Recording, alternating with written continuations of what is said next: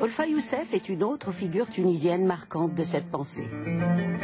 Ses ouvrages provoquent la réflexion, voire la polémique, quant à la nécessité de ne pas sacraliser l'exégèse masculine et de réclamer une place pour les femmes dans l'élaboration du droit musulman.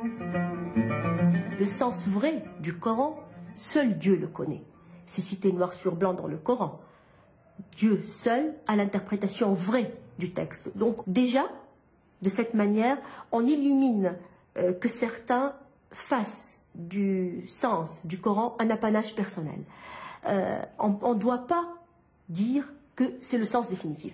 Tout le travail que j'ai présenté insiste sur cela. Toutes les interprétations sont humaines, que ce soit celles qu'on a héritées ou celles qu'on risque de donner dans le futur. Mais ce n'est pas une raison pour s'arrêter d'interpréter. Bien au contraire.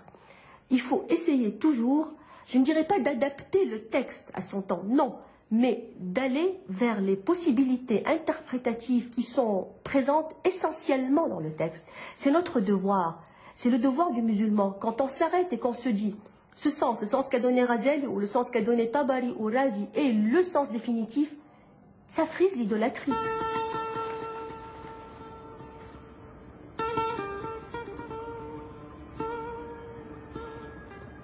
Le féminisme musulman instaure ce pluralisme de l'interprétation.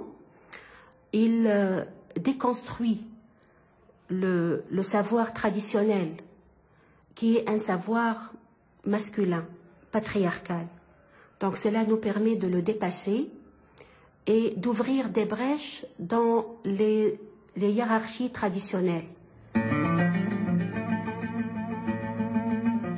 La blogosphère et Internet d'une manière générale, les réseaux sociaux essentiellement, ont énormément aidé à diffuser ces nouvelles lectures du texte sacré, du Coran.